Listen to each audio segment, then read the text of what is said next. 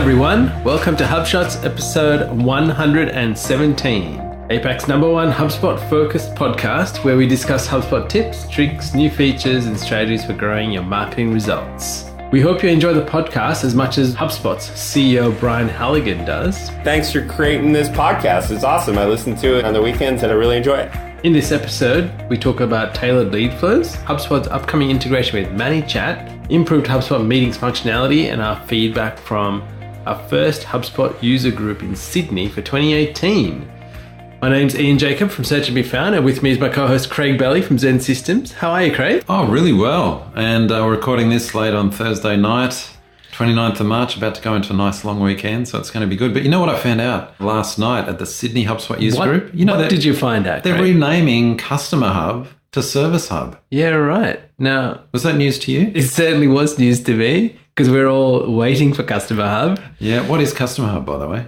It is where all the support functions within HubSpot will be housed. So it's supposed to fill that part of the pie where we're delighting customers, and all the tools within that will sit within that, but which is now called Service Hub. Service Hub. I'm really looking forward. They announced this at Inbound last year. Yes. And we're all waiting for it. So that's coming up in May, apparently. That's going to be launched. So looking forward to that. On to our Inbound Thought of the Week, Craig. Now, guess what? There's less than 160 days to Inbound 2018. And if you want to know how much time's ticking by, if you go to inboundcountdown.com, there is a countdown. Surely that's got to be on everyone's favourite bookmark list. Absolutely. Daily checking in, yeah. Now, onto the HubSpot User Group, Craig, which we had on the 28th of March. Yeah, it was really good. I thought it was a great night. We're in a new venue. Yes. Had a ton of people come along. You've got some photos from the night in the show notes, which is nice. Some photos there of Alyssa Hudson from HubSpot. She was presenting. Yes, and you know what? You can see a photo of this. There's a slide, and on her slides there are over 2 billion conversations between Messenger users and businesses every month. Did you say businesses? Yeah, Facebook I did Messenger. say businesses. That's not B2B, surely.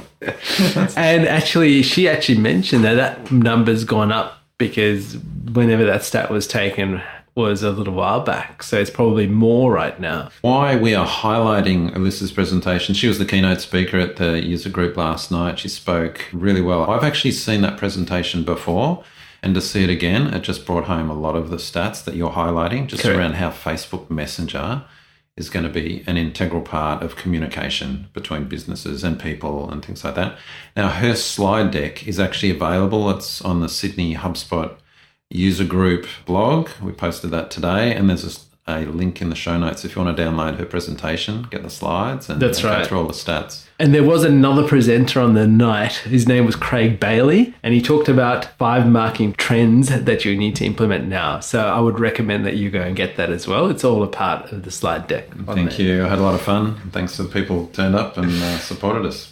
All right, so I'm going to share an interesting observation, Craig. For a bunch of marketers, no one was taking selfies. There were no selfies. Exactly. No one took selfies with us or the rest of the team. What's Very going on? disappointed. We didn't even have pictures of ourselves. Well, we didn't take pictures of ourselves. No one took selfies. Not that we were expecting them to take selfies with us, but just in general. People are taking selfies at events. That's right. Not at our events. It's all about the content, man. That's right.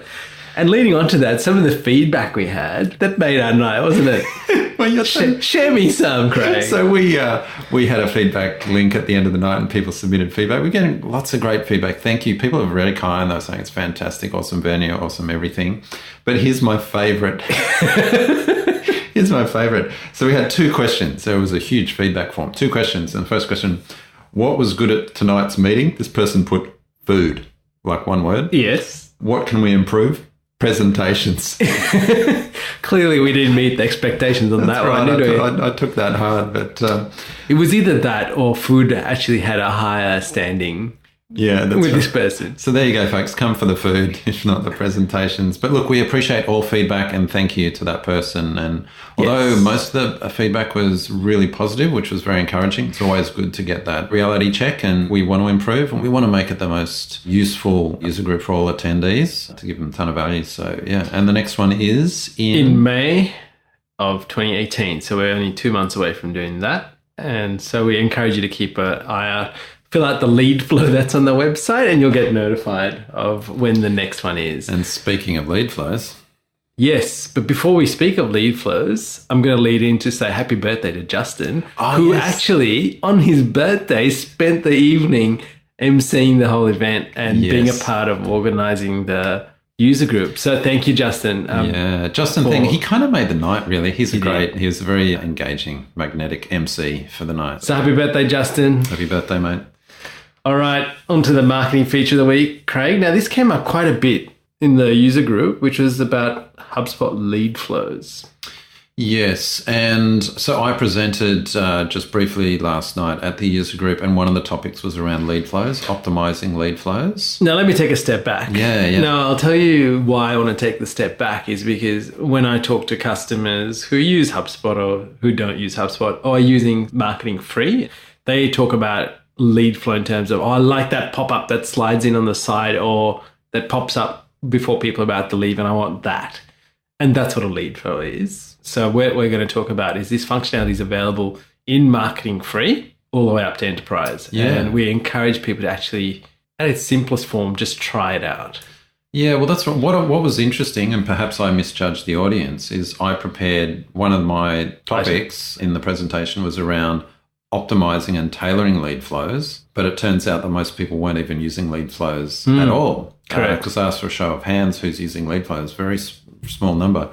So perhaps it should have just been introducing lead flows to the audience. Good feedback for me for next time. But for those people who at least know what a lead flow is now, the key point to take away was that they're very effective, but they are awesomely effective when they're tailored to the content.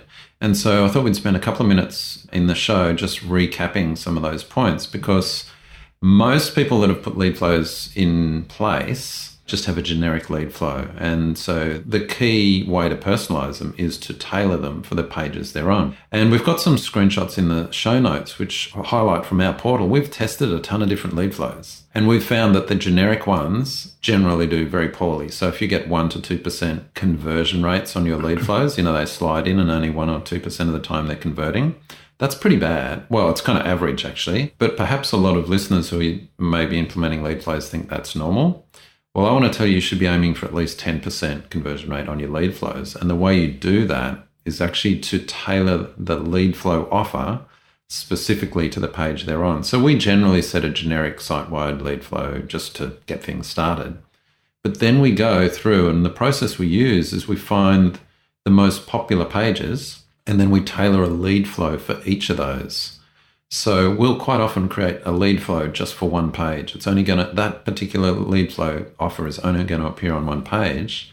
And if you're after a bunch of more screenshots that walk you through, download the presentation, Sydney HubSpot User Group, where we walk through a few examples. But just one quick, takeaway or tip that we highlighted is that, and we have done this on the show before, is we tested, because people are like, oh, what do I offer? And it's a lead flow. I can't write an ebook about it. So we actually just copied the content from the blog post into a PDF, made the PDF look nice, but that's pretty easy, and offered that as the offer for the lead flow. Would you like to download this blog post as a PDF? So no new content, nothing new, just download it into a format that they might want to share or print, and they convert really well in general. Maybe not all the time, but test and measure. So that's one quick tip to use with tailoring lead flows.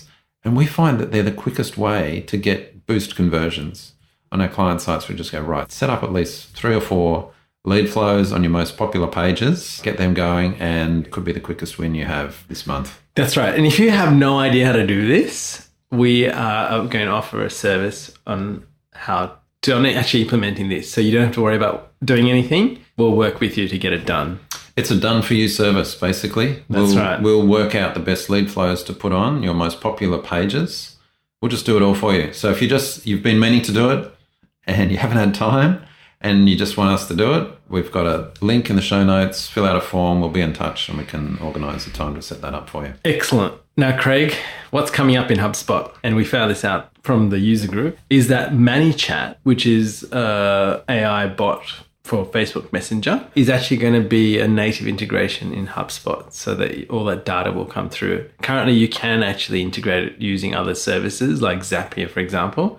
where the data comes through. But when this is native, it means that it'll just flow in. This is exciting news. And how far away is this? Is this happening soon? 2 weeks, I believe. So let's wait and see. But that was kind of exciting given the whole experience with Facebook Messenger and with messaging. It's really good. And I think we should mention there's two main chat tools that are pretty popular. One's called Chat Fuel and one's called ManyChat. We use ManyChat on some sites, and to have this integrated in with HubSpot now, the timeline is just getting richer and richer. Exactly. Now, another thing that's going to happen, and this is due in May's HubSpot Conversations, will be one of the first platform-level features available in the soon-to-be-released Service Hub, right? And we spoke about this before.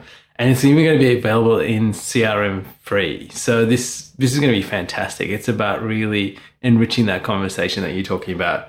Now, we don't have access to it, but there is a screenshot there that HubSpot have supplied, so you can actually understand. So the whole idea here is that every interaction with the individual, be it through email, messages, chat, so on, will all reside in this, even on social, actually, to be honest. It'll all be in the one place, so you can actually see a total view of what the conversation is and being able to respond on that platform that's correct for that customer. The footprint that HubSpot is putting down is amazing. The vision that they've got behind this, it's massive. And I just think all these tools out there, they're encroaching on all their land. A really exciting time. And the way that they pull it all together into one, such a powerful platform. That's right. Using. Kudos to the person behind coming up with that idea. All right, on to our marketing tip of the week, Craig. You've actually got a really good tip. This is about data hygiene. Yes. Right? And we so easily overlook that because there's things like ManyChat integration and really exciting, shiny toys that we can... But sometimes it just comes back to the basics, doesn't it? Yes. Now, this is a basic that we want to highlight because we come across this all the time. So this is even people who are loading data in from other systems that they might have within their business and they want to do some email marketing. Generally, this is what happens. And they just go, let's dump everything from here into there and not look at anything. And then we end up with a big mess, which is a lot harder to clean up once it's in HubSpot. It's actually far better to do the cleanup outside before putting it in. So I wanted to highlight, because I've had this issue a few times with different people, and I want to highlight some different things that we can do. And I've kind of got a bit of a plan about how we go about this. So the first thing is actually to look at the data that you want to use, because whatever system you're taking data out of, you could have multiple rows of contacts, which might have deals associated with them, and you can't load them in at the same time. You've got to separate them, right? So that's just one thing. Determine the fields that you need. So understand what's the purpose of the data you're bringing into HubSpot. Is it for email marketing? How do you want to dissect it or segment it for future use? Because all that data, when it comes in, it can be used, but understand the why behind what you're doing. Third one, check that you're mapping the contact properties into HubSpot. So you're not loading stuff that doesn't exist, but you actually set up those contact properties appropriately so that you can actually load it in seamlessly. I think that's right. And I just want to add on to that is that if you set those properties up beforehand, you've planned it out in contact settings rather than at the import stage where they just kind of create these random ones that get lost. That's just planning it, I think, is a really good point you're making. Number 4, which I wanted to highlight, is to split your list that you're loading in. So what we've been doing recently is splitting 1 to 2 years from the current year. So, for example, we loaded in some customer data from the 2017-2018 year into one list. And then what we did was we took the next lot of data from the 2015 and 16 year and then loaded that in a separate list. Why we did that is we know over time there's a 25% decay in contacts. So people move jobs, they change email providers, and things bounce and get quarantined. So it's to avoid this that we split things up so we can progressively... So, just so I understand, so you import into different lists and then do you send an email communication to one list, maybe then your list? Yes, correct. Just to check that in terms of bounce rate first, because that's got some high bounce rate, then even the older stuff will be even worse, so you might not even touch it or maybe break it down. Okay, fair enough. And another thing you can do as a precautionary measure before you actually even load that list in is you can actually use something like Clearbit to enhance your data and to check that things are valid. before loading it in. Fantastic tool. Thanks to Justin for highlighting Clearbit to us. That's as well. right. Yeah, great way to enrich data and I guess cleanse it in a way. Cleanse it, yeah, exactly. You want to do this because you do pay for every contact that's in the system and you don't want to have rubbish data in there. So there is even an option when you're loading data to load contacts that don't have an email. So you make sure that you actually don't load those contacts. Yeah, do you ever do that? I have previously with some customers that want to keep everything in the CRM. Oh, right. And then we create a CRM view essentially where we highlight all the ones that don't have email addresses, and then sales teams or people within the business will call those people up and fill it in. So, you know, I just realized I've never worked on a portal or customer portal or anything where we've had contacts without an email address. Yeah. It's always just been kind of the primary key in a way. All right, there's another caveat here that I discovered this week. What happened was we had customers that were in these lists over years. So I was in that list because I did some business with this company that we now look after. And because their data was arranged by the deals that were going through. So I had data spanning over from 5 years. And so what happened was, because I loaded the first list in the most recent transaction that I had. And what I did was I wanted to load in all the data from previous years. Now, what happens is that if you load that data in after, it will overwrite properties within the contact record. Okay. So how is it matching it? What's on email? Oh, right. Sorry. Yeah, We're back to on email. Yeah, gotcha. Yeah, but if it notices that something's updated from those fields that have been inserted, it'll actually update those contact records, right, which might actually put data back. Yes. Which then made me realize I should have actually loaded it in the other way from the earlier years back into the newer years, so that the data was actually cleaner. Yeah, okay. Yeah, things like job titles and exactly. Stuff like that. Yeah. No, totally gotcha. So there's a little gotcha for the week. Things to think about, because this is really critical, and as things grow and you do more with HubSpot and you create workflows and you create lead scoring and so on, this becomes a really key aspect. If you've got rubbish in there, you will get rubbish out the other. I think that's right. You know, we have this discussion with clients. Should we keep a cleansed database or should we keep everything as much as possible? You know, it's interesting because I'm always one to lean towards cleansing. Yes. You know, I'm pretty ruthless. We clean out. Even in our own portal, we have more than 1,000 contacts and months coming in across all our sites and things like that, right? And so I'm like, well, that's getting costly. So I'm all about cleansing data. One of our clients in particular, because they're raising funds, a capital raising round, they've actually kept every contact as possible because the more contacts in their database, it's seen as an asset for the company.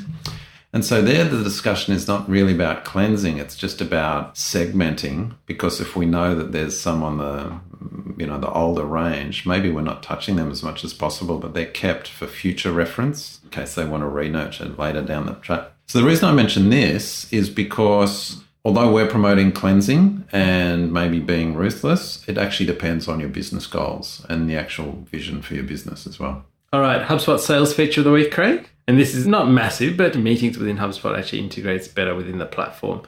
So one of the things is about controlling your branding by hosting meetings. So previously, the URL, when people had a look, it said meetings.hubspot.com. You can now change that. So if it's your business, you can say meetings.yourbusiness/ whatever. And so you've actually got control of it. Now, the only thing that we found with this, like both of us have multiple domains in our portal, and we thought, I wonder whether we can run a separate meeting link for this other domain. And obviously you can't do that. So you're going to have to choose one. So just be aware of that. Yeah, that is just the gotcha. And I'll just explain that again in case people didn't catch that. But if you've got multiple brands, you've got an enterprise HubSpot portal, you've got multiple brands, so therefore multiple sites, you might have some sales reps for one particular brand and then other sales reps for other brands. So you want to give them their own tailored meeting URL link for their brand that they're with, but you can't. You're limited to one domain. So, it's kind of like, it's a great feature. So we don't have the app.hubspot one, we get our own domain, but if it only gone a bit further, So that setting, I don't think that setting should be in the meeting settings. I think that actually should be in the domain settings. Correct, yes. So you can set things for each of your domain levels. So that's one thing. The next thing is you can actually get valuable page analytics with your meetings link. So this is all tying in the whole analytics side, and meeting submissions now act as forms, which is interesting because I tried to go find it in forms and I couldn't see anything. So they act as forms, which means that data is probably flowing into the analytics side. Right. Being able to report. I never thought of that, of course. So they got submitted before. What were they? They just went in as standalone. But surely we used to pick that up in smart lists or workflow triggers. What did they fire as? That is a good question. I have no idea. I don't know either. We'll have to test this. There you go. There you go, listeners. You can find out. Let us know. So we've got some screenshots there and what you can do. So if you've got meetings, go and customize your domain and see what happens. All right, Craig, on to our opinion of the week. And this is from favorite of the week, Alyssa Hudson, who's the marketing manager at HubSpot. And she shared about Messenger and the impact of it. Now, at the end of the night, we all were asked, what is the one thing we would take away or implement? And she made a really valid point. Now, this is not verbatim, but this is what I remember of the night, which was 24 hours ago. Ask why you are doing a particular marketing activity and then see if it lines up with your goals. So are you building a Twitter following that reaches your business goal, or are you doing it because it's a good idea and someone else is doing it? I thought to myself, that's a very wise piece of advice. It's really good advice, because when you're asked what's the one thing you do, most people will jump to a tactical thing. Which I did. Right. Well, which you would. And she took a back step and said, let's have a look at it. And are you actually doing the right thing? Yeah, I thought it was a great comment. Yeah. So I think what I want to highlight there is line up your activities with your business goals, because everything, if you're employed by a business, if you run your own business, at the end of the day, everything you do has to drive towards reaching a goal, which generally ends up being a monetary goal at the end. Like there's got to be a return for the investment here, and understand what are those activities that are going to lead you there. So one of the really great things she said, if you're doing this on a daily basis, stick whatever that goal is and go, oh, okay, is that going to get me more revenue? Is that going to get me more sales? And then work your way back and see, is it lining up? If it's not, cut it right then and go and do something that will line up with that. Yeah, I'm just going to mention an example with one of our large enterprise clients. Yes. Right? Do you know what one of their goals is? Comes from the top, the head of the business, not the marketing, but this is pushed down to marketing. Yes. You know what their goal is? Increase likes on their Facebook page. Can you believe that? So while the actual marketing division in that their goal is raising leads, helping drive sales growth, leads to the sales team, management from the highest senior management, they want to look at the Facebook likes, because this is a global brand with multiple Facebook pages, and they look at the likes on the Facebook page. And it's just it's incredibly frustrating.